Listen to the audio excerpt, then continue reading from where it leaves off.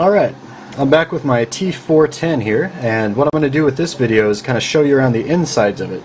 I'm going to just kind of pop off the port on the bottom and also underneath the keyboard and show you some of the internals of this. Normally I'd be happy to strip it down to its bare parts, but I kind of want to keep my warranty intact since it is brand new, so I'll show you what I can without voiding the warranty. The first thing we'll do is flip it over upside down. And the first step in getting any keyboard off a ThinkPad is removing the proper screws on the bottom. Some dust off. When I was first trying this, I was surprised to learn there are only 2 screws on this model that hold the keyboard in place. I initially started removing all these little screws. You can see there's one there, a couple all over the place. I removed all those, and it only turns out only 2 of them actually held the keyboard in place, so I'm just going to show you those 2. Another common thing, this is my line of thinking anyways, I saw this little keyboard icon there, which on a ThinkPad generally indicates that that's where a keyboard screw is. And so I mistakenly took that screw out, when actually it's referring to this little hole in the bottom here, which is the drainage port, which I guess is made obvious by that little drop of water there. And what that is the keyboard has channels in it, where if you spill a can of Coke or some water or coffee on it, the liquid is actually drawn to these little ports in the bottom and drained safely out instead of getting on your motherboard and screwing up the electronics inside. Pretty cool little feature. I'm not going to test that live for you for obvious reasons, but that's what it's supposed to do. Alright, now let's get this keyboard off. And the first thing we're going to do is remove the memory port cover here. You can see down here there's a little keyboard indicator there next to this screw, which means that needs to be removed. And also here there's another keyboard indicator with an arrow that points inside of this port cover. So first step is let's get this cover off. I'm just using a standard little mini Phillips screwdriver. Miniature flathead would work also. These are, I guess the screws have both connectors on them. Don't know if they're called connectors or not, but that's what I'm going to term them. Alright, we'll put that aside. And this is the inside of the bottom. As you can see here, we just have a standard memory stick. This one particular one's a 2 GB DDR3 SODIMM. And next to it, we have a mini PCI Express slot. If you order this model with the Bluetooth option, then I believe that card would be inserted here. I, however, did not order that option, so I can't confirm that. If somebody else knows better, feel free to comment and correct me. But basically, you can put any PCI Express, mini PCI Express card in there.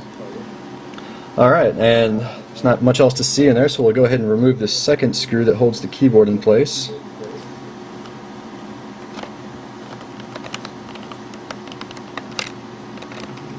Get that out, put it in a safe spot. Alright, and now what we need to do is flip the unit back over and open it up. And there we go. And the other little trick to remember when you're opening up a ThinkPad keyboard is along this bottom edge here, you got your space bar, control keys. If you look in between the cracks, there's little notches in there, kind of pointing to it, the screwdriver here.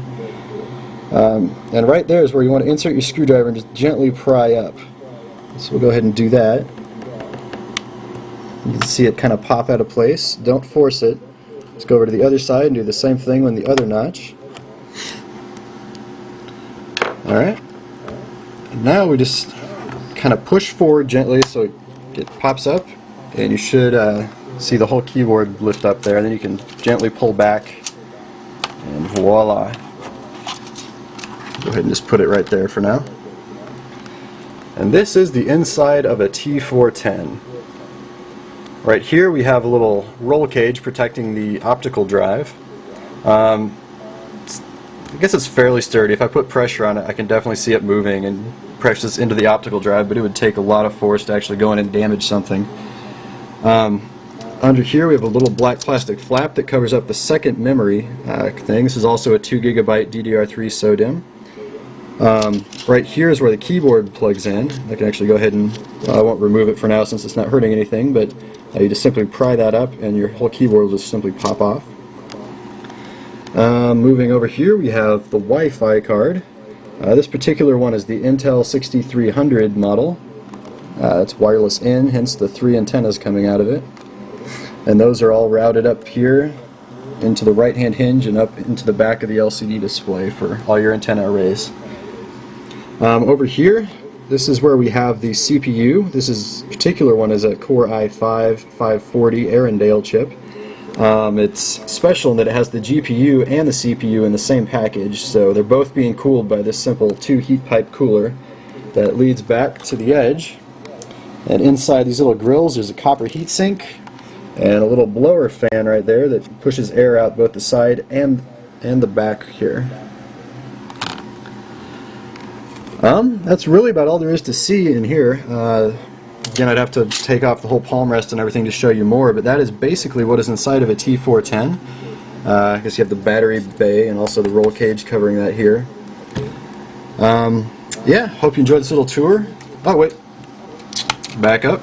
I'll show you the back of the keyboard. Lenovo does like to mess around with their keyboards, and in the older T60 series, this was basically just a flat, slab of metal. It was really solid. My T40 was the same way, actually. There's none of these little holes, but what Lenovo did in the T400 series is they went and drilled out these little holes as kind of a weight saving measure. Kind of backfired on them, so they had to go through and redesign it, and this one is actually really sturdy. You can put a lot of force on it and it won't really bend or warp at all. And actually in an earlier video I found a little bit of keyboard flex on the escape key, and that was actually fixed by just simply removing this keyboard and just kind of making sure all these little paper labels were out of the way, and it's no longer a problem. I'm going to go ahead and put the keyboard back in its place now. It's just exact opposite of how you took it out. Pops in. Just slide it back a little bit. You want to make sure that those little tabs get under the lip of the palm rest. Alright, that's all in place.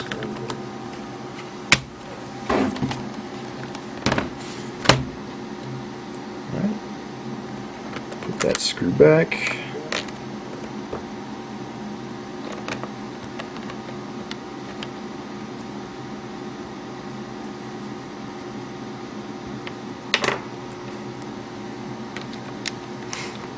Little trick with these things I found, they have little tiny tabs on the edges. I don't know if you can see it too well in the video.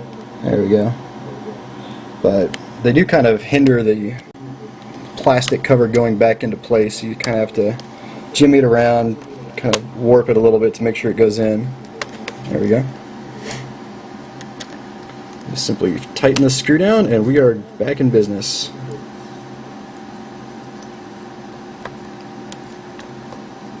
Alright, that's been a quick teardown of the T410. Hope you enjoyed it, and I'll be back with a few more videos pointing out little things of interest on this model, so stay tuned.